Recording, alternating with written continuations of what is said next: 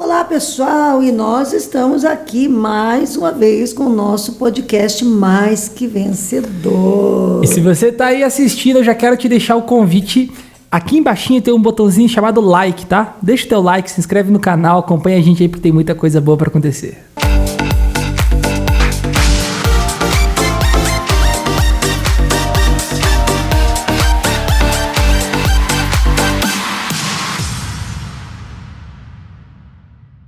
É isso aí, eu quero aproveitar para te convidar, ainda dá tempo, hein? Estamos indo para Israel, março de 2023, caravana Mentalidade de Reino. Olha, conhecer Israel é algo inesquecível, se você já conhece, vamos novamente, eu estou indo pela terceira vez e tem muita coisa para conhecer, muita coisa para aprender, os lugares onde Jesus passou, a história, pisar na história. Samuel, você vai para Israel pela primeira vez, hein? Eu estou com muita expectativa, inclusive, porque eu tenho uma mente muito fértil, eu imagino muito as coisas. Então, quando eu leio a Bíblia, né, eu tento imaginar como aconteceu, como foi, quando se tenta imaginar o lugar, a gente estuda um pouquinho sobre a geografia, começa a ver algumas fotos. E eu tô assim, ó, ansioso por duas coisas, pastora. Tô ansioso por estar em Jerusalém, por estar em Israel, por ver a Terra Santa, por fazer o trajeto do Egito, né? A travessia do Egito para Israel. Forte, é muito forte. Subiu o Sinai. Eu tô com muita expectativa sobre o Sinai, mas principalmente, pastora, tem algo que eu acompanho desde 2005, que é a transformação da mente através da mentalidade de reino. E a gente vai poder estar vivendo essa revelação da mudança de mentalidade em Israel. Você já imaginou fazer a travessia do Egito para Israel? Subir o Monte Sinai, onde a lei foi escrita, e depois entrar em Israel, né, onde nasceu o Salvador, que nos ativou a graça, entrar no túmulo. Andar pelo caminho onde ele percorreu com a cruz, visitar o túmulo de Jesus, onde ele ressuscitou. E falar sobre a grande pesca maravilhosa, que é um carro-chefe na mudança de mentalidade para mim, no ensino do seminário. Sim. Dentro de Israel. Dentro do barco, do lago de Genezaré. Comer um peixinho pescado no mar da Galileia. Ah, não, você não pode ficar fora. Dormir na tenda. Dormir numa tenda, assim como Abraão, poder sair de noite, né, para contar as estrelas no deserto. As estrelas, nossa. Tem tanta coisa. É uma caravana única, porque a gente planejou essa caravana para ser nossa, para se adequar à mensagem que nós vamos trazer. É uma caravana única, ela não tem um roteiro parecido. E ela está num preço extraordinário, $3.500, e você pode fazer a sua inscrição. Aqui embaixo, com certeza, vamos deixar todos os dados para que você possa procurar e estar conosco. Ainda dá tempo. Não é verdade? E sabe, pastora, ainda falando sobre a mensagem de Israel, já entrando dentro do nosso tema de hoje, nós vamos falar algo muito legal que a pastora domina. Eu tô aqui só de gaiato, tá, gente? Eu vou aqui só acompanhando o barco, porque aqui é o território dela. Mas, sobre os peixes que nós vamos comer pescados no Mar da Galileia. Tem uma passagem muito legal, onde Jesus ele ensina o povo e ele chega na praia, né, naquele lugar onde estavam os barcos de Pedro. E a multidão começa a apertar ele, e então ele pede o barco de Pedro para usar como púlpito. Ele fala, consegue ir um pouquinho para frente, ali onde o povo não me alcança? E dali do barco, Jesus passa um tempo ensinando o povo. Sabe o que eu fico pensando? Às vezes eu fico olhando esse texto bíblico, sou apaixonado por essa passagem, né? Como eu disse, é um carro-chefe daquilo que eu ensino. Eu fico pensando no que ele ensinou nesse barco. Que convenceu a um pescador ouvir um carpinteiro. Exato. Porque, presta atenção, ele sobe e ele fica por um tempo ensinando. E o que acontece? A Bíblia fala que quando Jesus chega, Pedro estava limpando as redes porque estavam sujas, porque ele havia pescado a noite toda e não havia pegado peixe nenhum. Então, no final, que já era dia, aquela multidão, barulho. Imagina o barulho que devia estar naquele lugar. Todo pescador fala que você não pode fazer barulho, porque o barulho... Imagina as multidões... espanta o peixe, né? Então, aí Jesus olha para Pedro e fala assim, por que você não joga a tua rede aí daquele lado, no lado mais fundo? Ele manda mais profundo. Você não joga a tua rede mais profundo, naquele lado mais fundo do lago. E Pedro... ele era um excelente pescador, vivia da pesca, era um empresário da pesca. E ali começa uma quebra de paradigmas na mente de Pedro. Por quê? Porque o melhor horário para pescar era à noite, o melhor lugar para pescar era no raso, principalmente pesca de rede, né? E normalmente em silêncio, né? E ali Jesus estava com uma multidão gritando na beira do lago, indo para o lugar mais fundo e no pior horário para pescar. E Jesus, que era um carpinteiro, filho de um carpinteiro, dando opinião no trabalho de um excelente pescador. E aí Pedro, ele falou: Jesus, mestre, eu já pesquei a noite inteira, nós já jogamos a rede para um lado, já jogamos para o outro, a gente já está limpando as redes porque hoje o mar não está para peixe, hoje não tem peixe. Mas, sob a tua palavra, nós lançaremos as redes. E o que aconteceu, pastora? Precisou três, né? Precisou chamar barcos para poder carregar. Por quê? Porque o barco estava quase afundando. De tanto peixe. E ali Pedro, né, reconhece a Jesus e diz: Senhor, eu não sou nem digno de estar na tua presença. Porque ele sabia que o que Jesus fez naquele horário, que a maneira com que Jesus conduziu aquela pescaria não foi de nada natural, foi algo sobrenatural que impactou a vida de Pedro. Por muito tempo a gente meditou nesse ensino como se fosse falando sobre prosperidade, sobre multiplicação, mas de fato e de verdade, se você olhar, é uma quebra de paradigmas. Por quê? Você sabe que cada um de nós temos as nossas especialidades, nós temos o nosso conhecimento, nós temos a nossa maneira de pensar, nós temos a nossa maneira de agir, nós temos os paradigmas, isto é, que é um paradigma? É um pensamento pré-estabelecido na nossa mente. Nós temos a maneira certa, nós andamos no automático, a gente não pensa para fazer tudo. Tomar um chá, por exemplo, não é algo que gaste para mim o pensamento. Eu não sofro para isso. Eu vou lá, abro, fervo a água, coloco o chá e venho e tomo. Eu não tenho que ficar pensando. Isso é automático para mim. Algumas decisões, se eu vou deixar meus filhos ir a algum lugar ou não ir a algum lugar, já estão predispostas na minha mente. Esse Exato. Lugar você não vai. Eu nem penso. Isso não é para você. Eu nem penso. Por quê? Porque eu já tenho uma formação, eu já tenho um sistema de crença, eu já tenho uma maneira de avaliar a vida dentro de mim. E então eu fluo naquilo de uma forma natural. Agora, sabe qual que é o problema? O problema é que nós não nascemos com esse sistema de crença. Ao contrário da identidade, que nós nascemos com a identidade e nascemos já com alguma mancha por causa do pecado original e acrescentado outras coisas em nós, já as nossas crenças nós recebemos do meio pelo qual a gente vive. Nós estamos vivendo. E aí que está o problema, porque se nós fomos criados num ambiente errado, se nós fomos educados de uma forma errada e se nós estamos acreditando de uma forma equivocada, logo a nossa vida será resultado das nossas crenças. É o que diz Provérbios 23:7, né? O que o homem pensa no seu coração, assim sim, ele é. E você sabe que a obra expiatória de Cristo, você diz assim: puxa, Jesus fez tudo por nós. Com certeza, ele pagou por todos os nossos pecados. Jesus, ele derramou sua vida, o seu amor, ele nos libertou da escravidão do pecado, ele nos religou a Deus.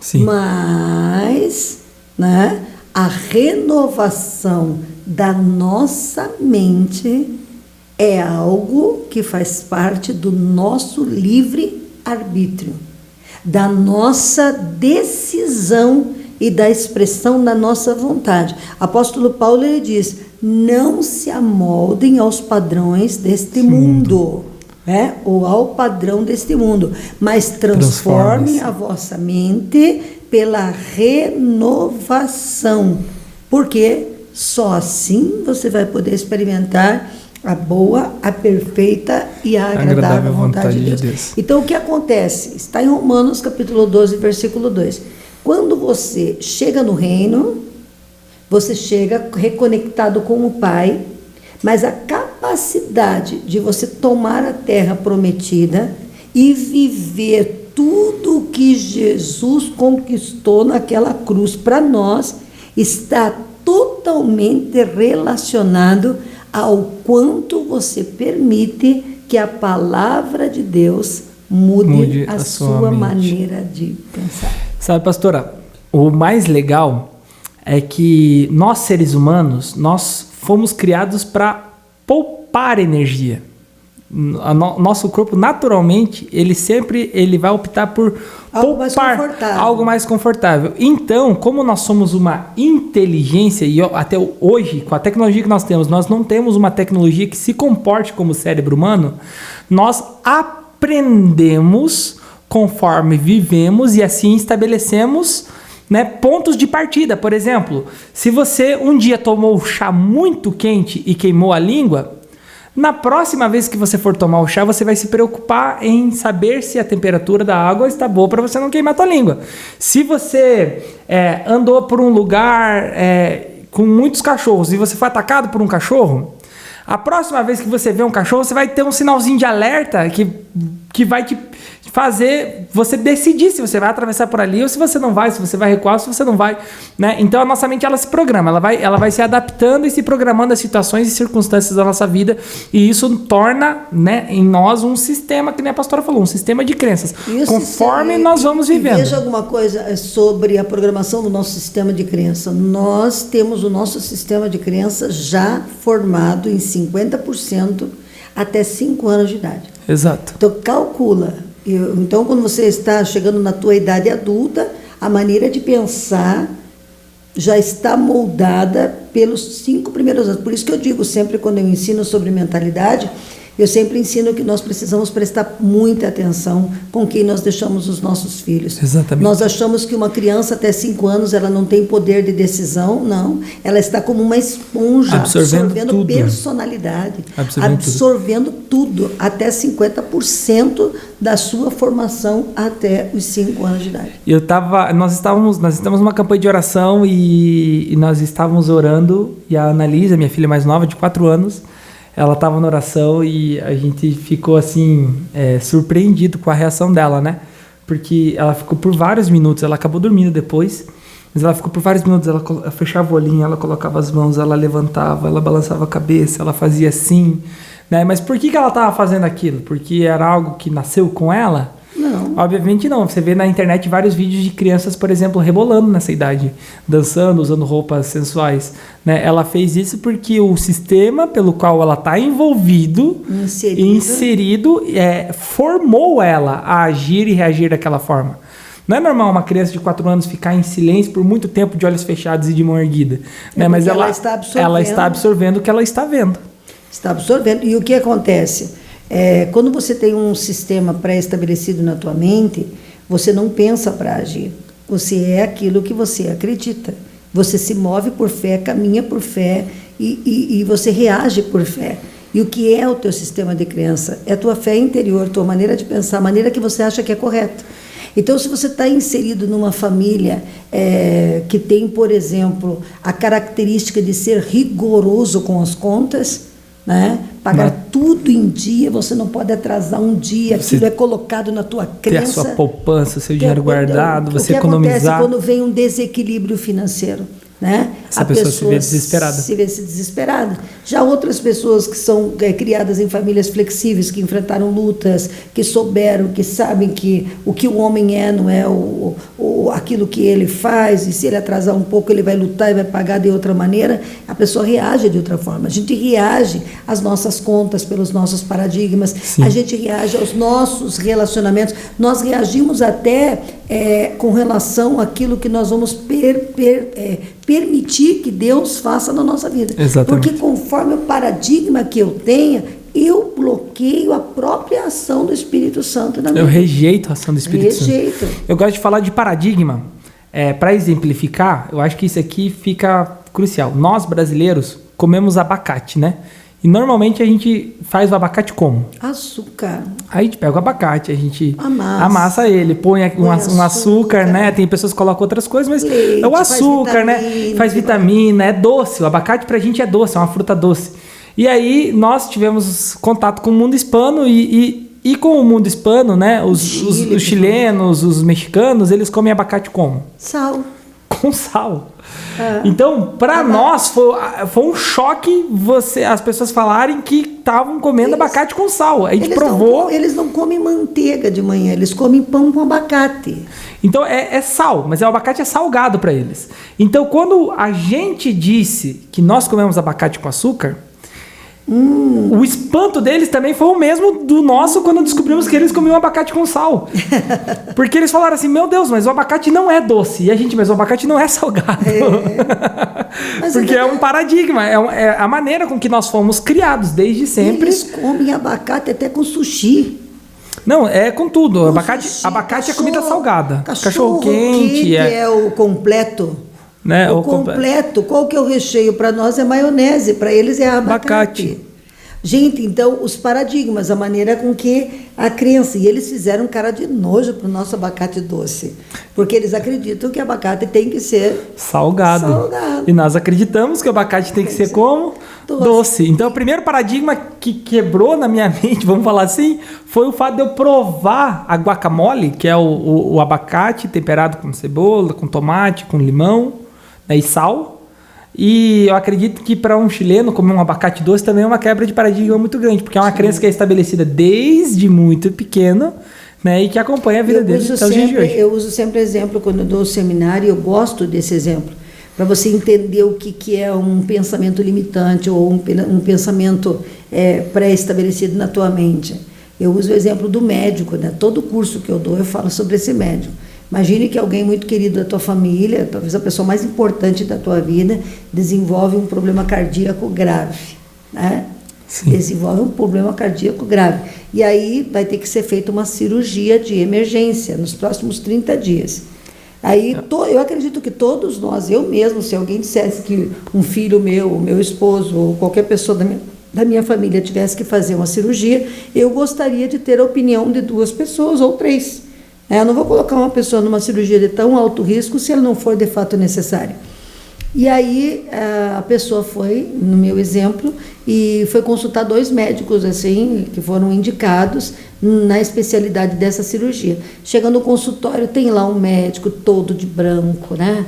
Vestido de calça branca, sapato branco, meia branca, cinto branco. Aquela mão pálida de médico. Branca, limpinha de médico, cabelo bem, né? Tudo branco, né? E o médico falou, tal, e já com a primeira consulta com o clínico geral, já veio em cima da indicação do clínico, confirmou que realmente tem que ser feita essa cirurgia, mas vamos a uma terceira, mais um cardiologista, né? O clínico encaminhou, mas vamos a mais um. Aí você chega lá no consultório do doutor cardiologista e ele está com uma camiseta de caveira, está com uma calça rasgada, né? Tá de barbudo, descolado lá para conversar com você, e você olha e ele fala... Tocando um rock and roll assim no consultório. E de repente ele dá o mesmo diagnóstico. Com quem você faria a cirurgia? Mas olha, estou certíssima de que 99,9%, se não 100% das pessoas fariam uma cirurgia com um médico vestido de branco. Médico branco, vestido de branco. Outra coisa, quando você vai, por exemplo, nós temos o mundo religioso, e o mundo religioso mais antigo, hoje, graças a Deus, Deus tem tirado esse espírito religioso e vai se quebrar. Mas, por exemplo, no mundo religioso não se vê uma mulher pregando, uma mulher ensinando, ou uma mulher de calça ensinando. E quando você vê uma mulher de calça ensinando, ou alguém vestido não de acordo com os paradigmas religiosos, automaticamente você rejeita aquela pregação, você não escuta aquele ensino, porque você fica tão preocupado com aquilo que a pessoa está vestindo, que não condiz com aquilo que você acredita que um pastor deve vestir. Exato. Como nós falamos no podcast acerca do Cláudio Duarte, né? Exato. Ele quebrou todo o paradigma de que pastor tinha que usar terno, que tinha que usar gravata, que tinha que falar sério, que tinha que fazer o povo chorar. Quanto mais ele tenta fazer o povo chorar, mais o povo ri. Quanto mais dramático. Então ele teve o quê? Um conflito, um confronto com aquilo que ele acreditava que deveria ser um pastor e aquilo que ele era, e não deixa de ser um excepcional pastor. Volto para o médico antes de você entrar aí. Aí então a mesma coisa com o médico. 99,9% das pessoas operariam com médico em branco. Só que quando você vai ver o resultado desse médico, o médico que tem lá tudo branquinho, ele operou 50 pessoas e das 50 pessoas morreram 48. E o médico com a camiseta de caveira, ele operou as mesmas 50 pessoas, 48 pessoas sobreviveram e 2 morreram. Então você coloca até em risco a vida da tua família, você coloca em risco a tua vida espiritual, porque se prefere ouvir uma heresia de alguém vestido adequadamente. Exato. E sabe, pastora, é engraçado isso porque a gente fala um pouquinho sobre essa questão do paradigma da religião, né? E tem pessoas que falam, não, eu venci a religiosidade, então eu sou moderno, a igreja que eu vou é preta, as pessoas usam roupa rasgada no altar, o pastor fala de uma linguagem maneira. Só que nós, seres humanos, a gente tem um velho costume de criar padrões. E tem muitas igrejas modernas que se dizem que venceram a religiosidade, que já criaram o seu próprio paradigma. Que criaram sua própria religião, seu próprio paradigma, porque se chega lá um pastor tradicional para trazer a mensagem, as pessoas não ficam para ouvir. Rejeitam da mesma forma. Rejeitam a mensagem, ou seja, o que seria o paradigma? Seria um padrão, uma estrutura mental. Então, o amoldar, né, aqui desse versículo, não se amoldem, amoldar significa se colocar dentro de uma forma, não, de uma forma. Né? Então, quando a Bíblia fala não se amolde, não se coloque dentro de uma forma. Amém, que nós sabemos que a unção não está ligada à vestimenta. Mas da mesma forma que a unção não está ligada à vestimenta tradicional, ela também não está ligada à vestimenta moderna. Hoje eu estou aqui de boné, né? E a pastora vestida informalmente. Mas no culto de domingo eu estava de terno e ela de roupa social. E não muda a unção conforme a vestimenta que eu tenho. Nem se eu estou de terno e gravata, nem se eu estou de calça jeans, uma camiseta e boné. Então a gente tem que tomar cuidado se a gente não está criando novos paradigmas modernos que às vezes estão tirando Deus do formato, estão colocando e às vezes um formato no mover. De forma tão simples na igreja. Por exemplo, eu mesma posso chegar na igreja e ser surpreendida com a palavra de uma criança. Deus pode usar absolutamente uma criança para dizer para mim, pastora, Deus mandou dizer para você não ter medo. Ou pastora, Deus mandou dizer que Ele está te dando a resposta amanhã sobre o problema que você estava orando. Que problema tem que seja uma criança? Que problema tem que seja alguém que não tenha tanta qualificação e tanto conteúdo bíblico para entregar algo para mim? Que problema tem? Não tem problema nenhum, mas o nosso paradigma, muitas vezes nós recebemos de pessoas. Eu vejo muito meus obreiros falar comigo isso. Falou, puxa, pastor, eu entreguei, eu vi exatamente aquilo que ia acontecer com aquela pessoa e eu falei exatamente aquilo e a pessoa ficou olhando para mim, assim como descrente. E o profeta famoso, ungido, chegou e repetiu exatamente o que eu disse. E a pessoa caiu aos prantos na presença. Por quê? Por conta do paradigma. Por conta do paradigma. Deus pode nos alimentar, Deus pode nos cuidar, Deus é Deus, Deus fala conosco através de jumento, Deus nos alimenta através de corvo, Deus usa as pessoas que não são para confundir as que são, e muitas vezes por conta de paradigmas religiosos, a gente não ouve a Deus, a gente não escuta a Deus, né? Porque a gente fica procurando. A gente tem essa tendência de padronizar, né? Uhum. A gente padroniza. Vamos falar um pouquinho assim de um modo geral da nossa vida cristã. Nós padronizamos o movimento espiritual. Então hoje, né, a nossa igreja ela está pintada de fundo escuro, fundo preto, né? Mas a gente padronizou porque agora quer dizer que as igrejas que têm o fundo claro, que o culto é aceso. Foi difícil para mim pintar aquela igreja mais escura, no cinza, no escuro. Foi muito complicado romper comigo nesse paradigma. Exato. E depois que eu vi a estética, ficou muito mais lindo, ficou bonito, a filmagem ficou muito melhor, as fotografias, porque isso não tem nada a dizer com a espiritualidade. E outra, olha o paradigma. Olha que paradigma demoníaco que é o paradigma do preto e do branco. Olha como ele é demoníaco, porque, veja bem, dizem que o preto é do diabo, né? Isso já é racismo, porque o preto não é do diabo. E dizem que o branco é de Deus. Mas quando você olha o centro espírita, eles usam qual a cor?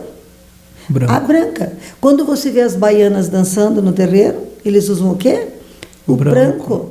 Então, não tem essa questão de o altar branco ir lá no centro espírita, ou lá no candomblé, ou lá na magia negra. O pessoal da Ku Klux Klan, por exemplo, qual que era a cor da roupa que eles usavam? Branco. Era branco. Então, nós trazemos um paradigma, e um paradigma preconceituoso. Né? Exato. Por que ovelha negra da família? Que diferença tem a ovelha negra da ovelha branca?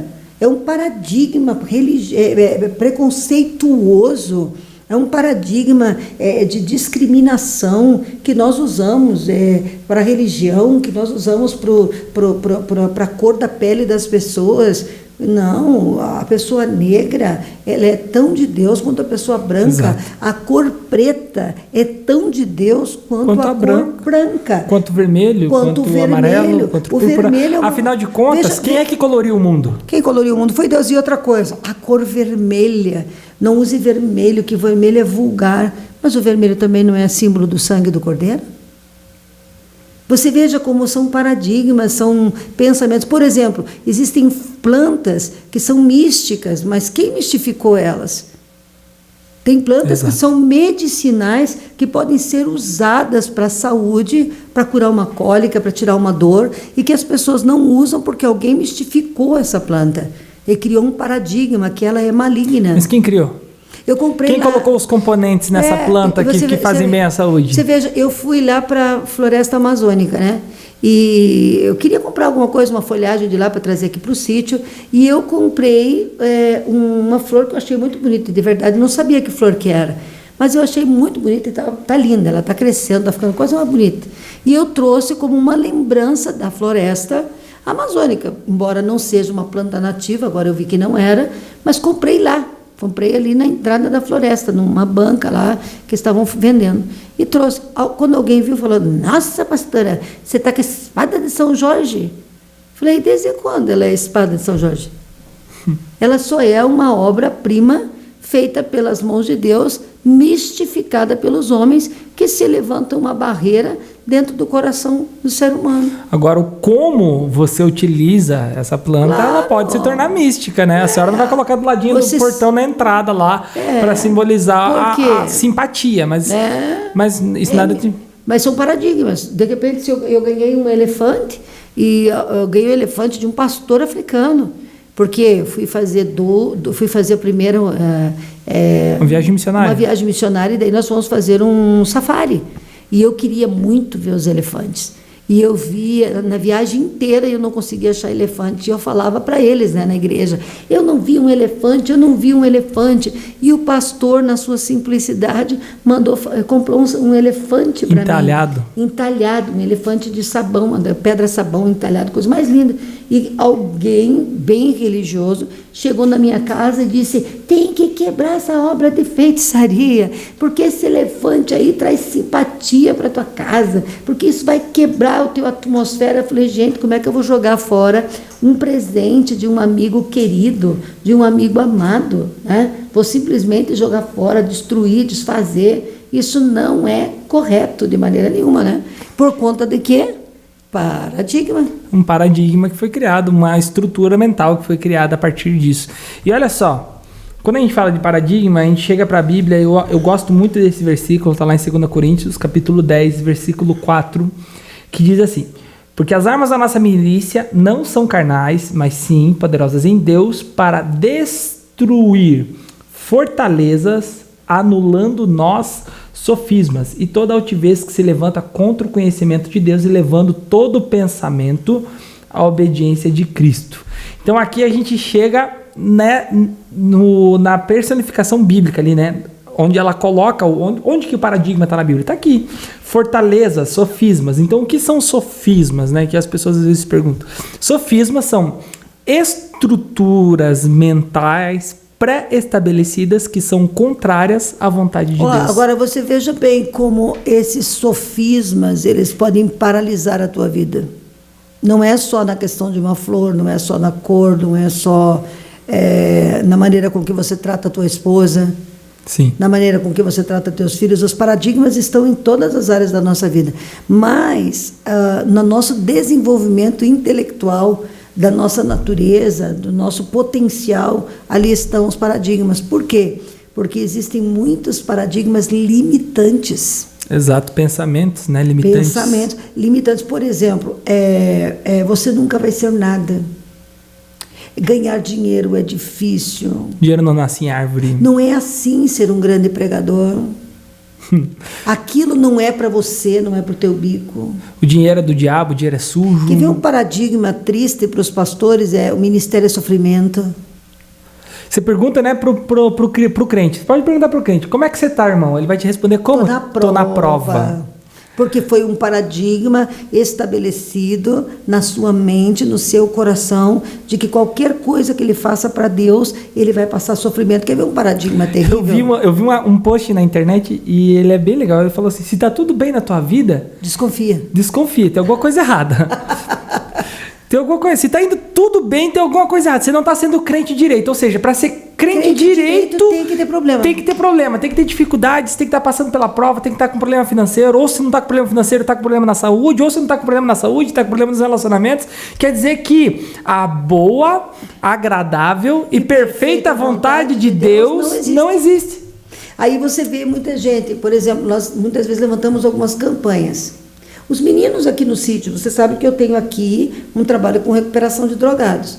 E eu ensino eles a orarem, eu ensino eles a buscarem a presença, a aceitar desafios. De repente eles vêm e dizem para mim assim, depois que eu comecei a orar, meu Deus, pensa quanto pensamento veio atacar minha mente, quanta coisa ruim está acontecendo comigo, eu torci o pé, eu fiz tal coisa. Por quê? Porque na cabeça deles foi colocado um paradigma de que toda vez que ele buscasse a presença, uma coisa ruim ia acontecer. O diabo ia atacar de alguma forma. Aí eu falo com eles assim, puxa vida, vocês são 19 homens que estão aqui no sítio internados, e não são qualquer homens. São homens que chegaram no fundo do poço. Pessoas que roubaram, alguns deles mataram, né? Pessoas que foram violentas, pessoas que viveram na prostituição, coisas terríveis tem na história de um drogado, e principalmente eu tenho alguns drogados que estavam em fase terminal, pele e osso, jogado na rua, 5 meses, 20 anos, 5 anos morando no lixo. Então, quando você olha esses paradigmas aí, a gente fica muito triste, né, de ver a situação que eles chegam. Mas eu digo para eles, eu sou uma mulher, vocês são 19 homens. Eu enfrento as legiões demoníacas que estão agindo na vida de vocês. Se o que vocês pensam é verdadeiro, então não era nem para mim estar viva. Né? Sim. Teve uma vez que eu me lembro que eu fiz uma carreata na igreja, são os paradigmas, né? Eu fiz uma carreata na igreja e coloquei 2 carros de som na rua, mais de 150 carros na rua, com as bandeiras de Cristo, glorificando a Deus, exaltando o nome do Senhor Jesus. Naquela noite entrou uma profeta na igreja que viu a gente fazer aquela carreata no bairro, apontou o dedo para mim e disse, a tua luta começou hoje.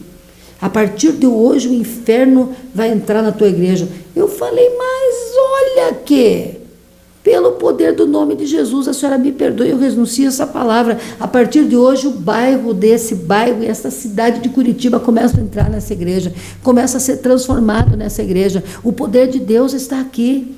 Então, por conta do paradigma do sofrimento. Exato. Porque é por isso que muitas igrejas não crescem, né? Porque, poxa, se você vai fazer o evangelismo e o diabo vai entrar na sua igreja, é melhor que a gente não faça, né? É verdade. Melhor que a gente fique aqui concentrado, porque é tão bom que os irmãos vivam em união, né? Daí fica lá 10 irmãos vivendo em união eternamente. Aí vem aquela palavra dizendo assim, a minha igreja não tem gente, mas é uma igreja de qualidade.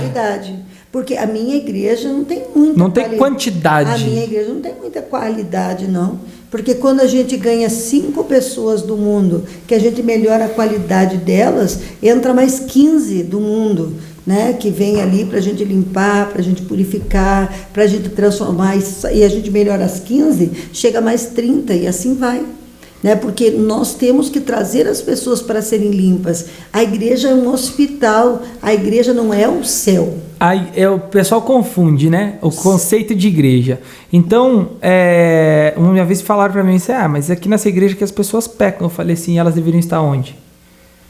As igrejas as pessoas deveriam estar onde? Se na igreja, se as pessoas que pecam não podem estar na igreja, elas têm que estar aonde? E aonde que eu vou estar se eu não puder estar na igreja. Porque Então a igreja, o que eu falei para essa pessoa é que a igreja, ela foi constituída por Deus para a edificação dos pecadores. E para a gente permanecer Para a gente firme. permanecer unido. E quantas vezes nós devemos perdoar o pecador que está dentro da igreja? 70 vezes 7 no mínimo.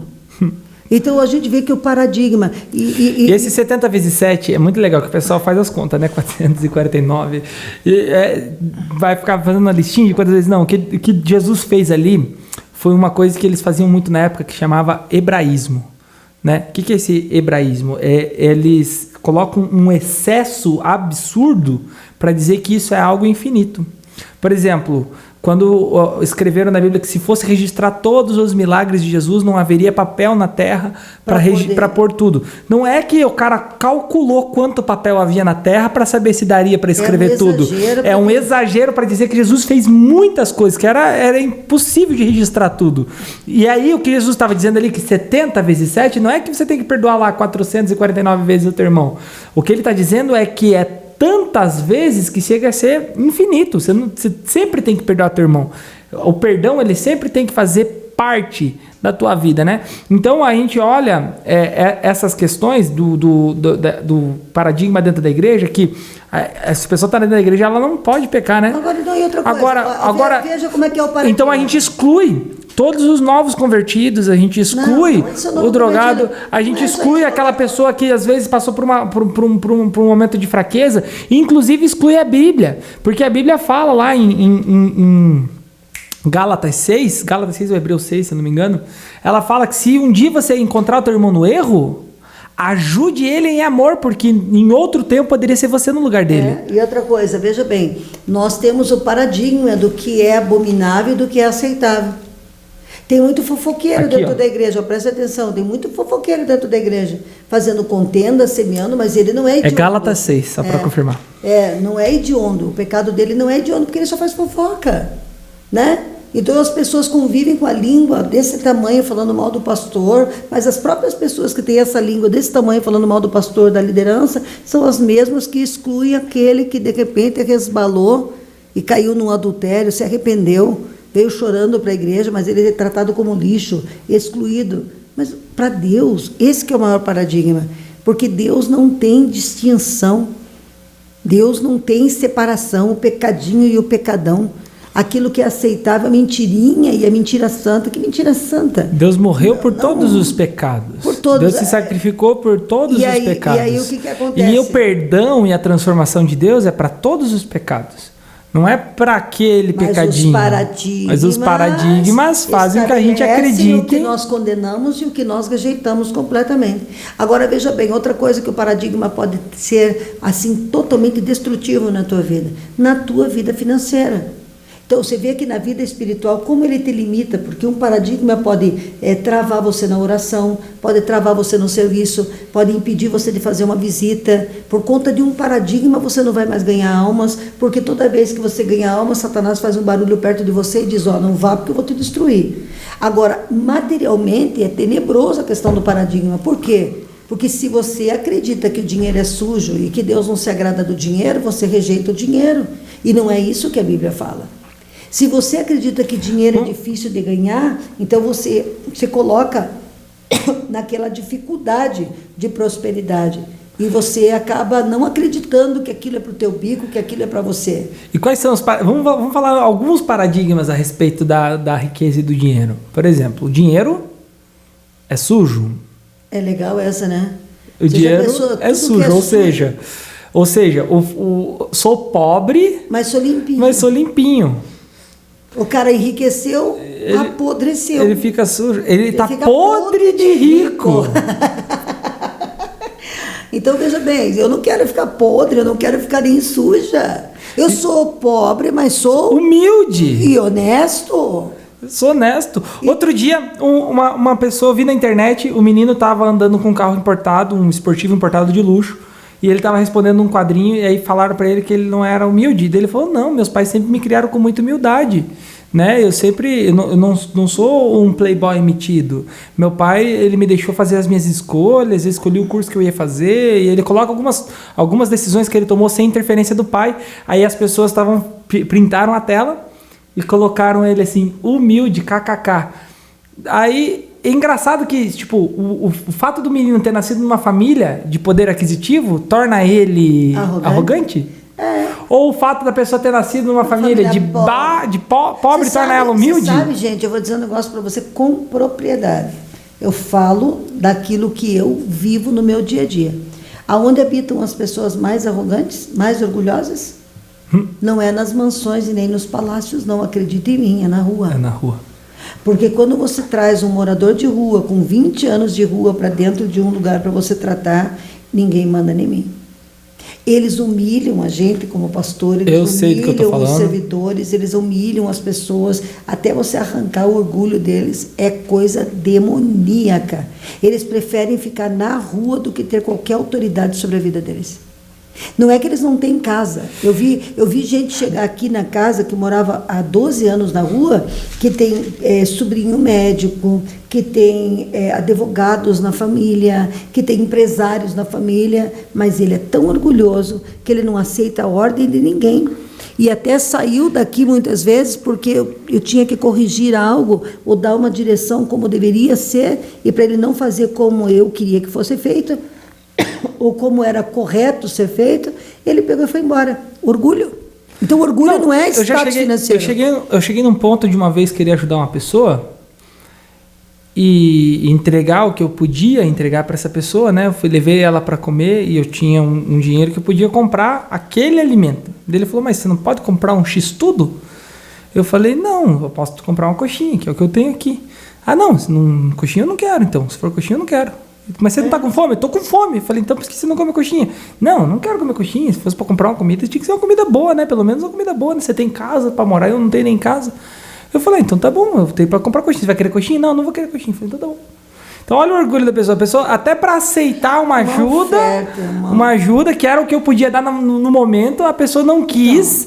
Por quê? Porque tá cheio de orgulho. A gente coloca, então, né? Vamos colocar. Qual que é o paradigma? Rico, orgulhoso. Pobre, humilde. Jesus Cristo disse, aprendei de mim que sou manso e humilde. Jesus é humilde, né? Mas o que diz, então, 2 Coríntios 8:9? Pois conheceis a graça do nosso Senhor Jesus Cristo, que sendo rico...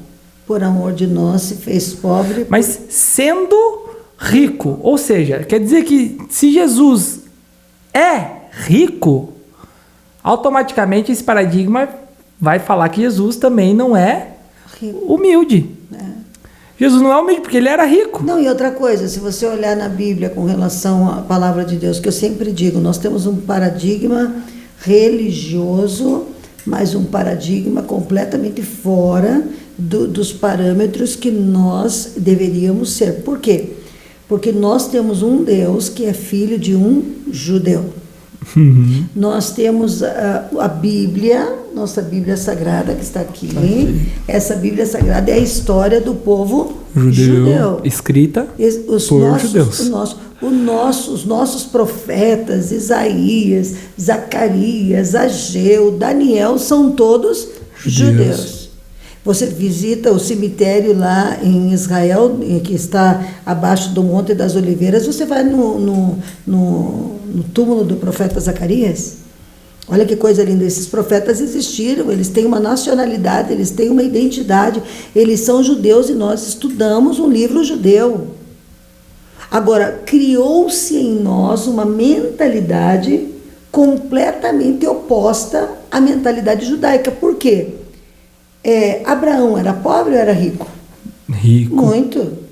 E José, pobre ou rico? José foi governador, o principal governador do Egito. Do Egito, da maior nação do mundo. Ele passou pelo deserto, ele passou pela cova, foi processo. Mas ele se tornou um homem milionário. E era próspero, mesmo na cadeia era próspero, né? A prosperidade estava com ele. Abraão era próspero, o deserto florescia. Jacó teve momentos em que viu a glória de Deus. Isaac, a prosperidade acompanhou a nação de Israel. Davi não era. Salomão. Davi não era muito rico, né? A gente fala de Salomão, que o templo de Salomão, gente... Indiana Jones está atrás dos tesouros de Salomão. Exato. O templo que Salomão construiu, todo mundo fala, não, mas Salomão construiu um templo, mas eles esquecem que quem fez a oferta para o templo foi Davi. Foi Davi. Davi deixou as toneladas de ouro, as toneladas de prata, as toneladas de pedras preciosas, literalmente as colunas eram de ouro. E ele fez isso, né? E na sua prosperidade. Então nós temos uma Bíblia que mostra homens prósperos, homens ricos, que passaram, sim, claro que todos. Mas sabe o que é engraçado? Que Davi mesmo sendo a gente retrata Abraão como? Olha as historinhas de desenho. A gente retrata Abraão como um senhor idoso. Ele está sempre simples no deserto, com a cara de sofrimento, já idoso, né, vivendo em pequenas tendas, né, apertado nas tendas. Mas quando a gente olha para a história de Abraão, isso contrasta com a imagem que a gente tem dele, porque Abraão sim vivia em tendas. Nós vamos dormir em tendas beduínas lá em Israel, né? Mas a palavra de Deus diz que um dia, quando seu sobrinho foi tomado como escravo, ele lutou contra 3 reis. E saiu vitorioso. A potência que o homem era. E saiu vitorioso. Ele lutou contra 3 reis e saiu vitorioso. Então imagina a potência. Eu acredito que Abraão não vivia dessa maneira sofrida como a Bíblia relata. Eu tenho certeza disso. Isaac não vivia dessa maneira sofrida. A Bíblia não relata, como os paradigmas relatam. Porque nós vemos Abraão como cabeça, Abraão próspero, exatamente. Abraão fazendo o deserto florescer. Mas o paradigma religioso traz Abraão nessa circunstância de coitadismo, né? E não era completamente diferente. Exatamente. Então, e a gente olha, tem pessoas, eu já ouvi pessoas falando de Salomão, sobre a sua riqueza de Salomão, né? Que Salomão era ganancioso.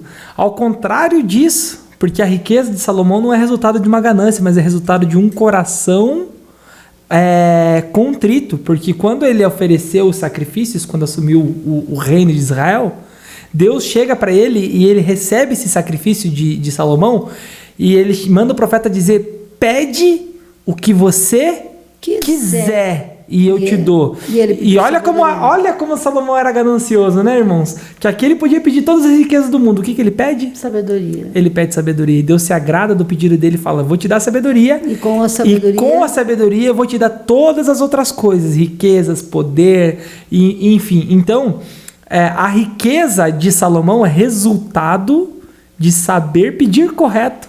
Então, e de uma oferta. E para a gente encerrar, né, nossa conversa sobre paradigmas, nós temos que olhar que os paradigmas que nós recebemos para a nossa vida veio da família, veio da cultura, veio da religião e não do povo judeu.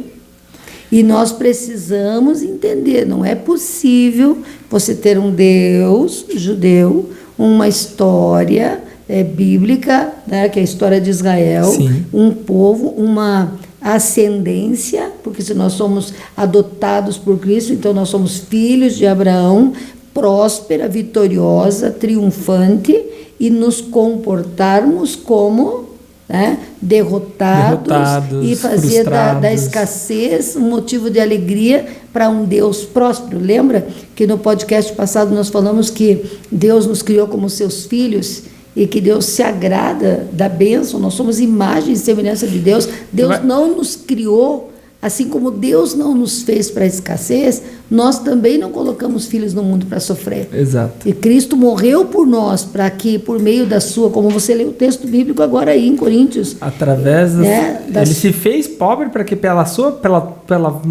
pobreza dele fôssemos enriquecidos. Exatamente.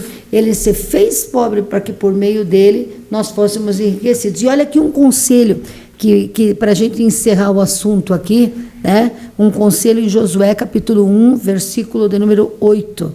Não deixe de falar deste livro da lei e de meditar nele de dia e de noite, para que você possa cumprir fielmente tudo o que nele está escrito. Só então os seus caminhos prosperarão e você será bem-sucedido. Então aqui no livro da lei, né? Deixa eu pegar a nossa Bíblia querida aqui, ó. Aqui no livro da lei, no que está escrito aqui, na conduta das pessoas, na história das pessoas, é que nós devemos meditar.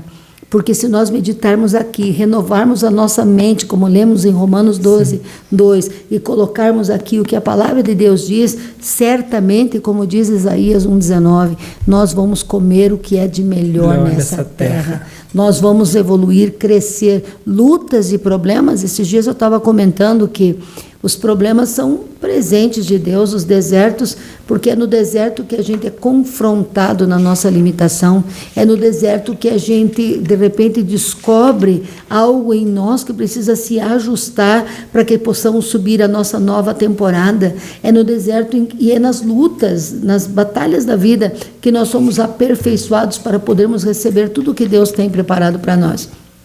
Mas a Bíblia diz que aquilo que o olho não viu, aquilo que não chegou ao coração do homem, aquilo que o ouvido não ouviu, é o que ele tem preparado para aqueles que o amam. Sim. E é isso aí. E olha só, a gente está falando aqui sobre a quebra de paradigmas, e a pastora Ingrid, para quem não sabe, já escreveu esse livro.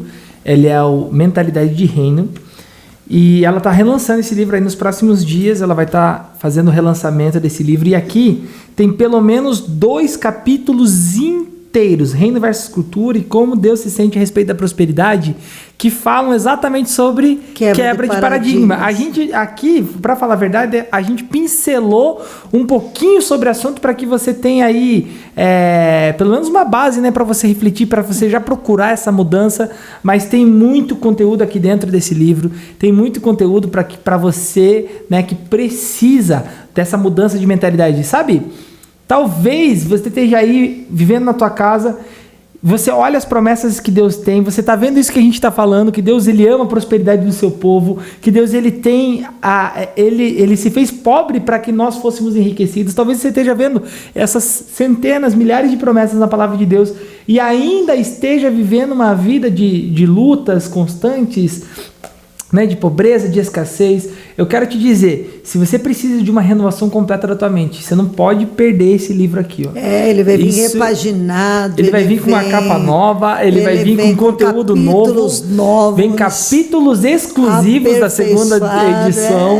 E ó, vem testemunhos para você ver pessoas que viveram essa revelação, colocaram em prática nas suas vidas, o resultado que elas tiveram, né? E aí você vai poder provar e comprovar, né, a boa, agradável e perfeita vontade de Deus. Então, né, eu estou falando aqui, eu sou suspeito para falar porque eu sou filho, eu já li esse livro aqui pelo menos umas 60 vezes. E eu não me canso de ler e aprender, porque eu não sou uma pessoa que lê muito. Porque eu me formei na faculdade sem ler livros, mas eu não sou uma pessoa que lê muito. Mas eu li demais. Esse livro eu li e tenho prazer de ler. Porque nós fazemos a revisão do livro, né? Então a gente lê, corrige, lê de novo. E a gente lê de novo. Corrige, lê de novo.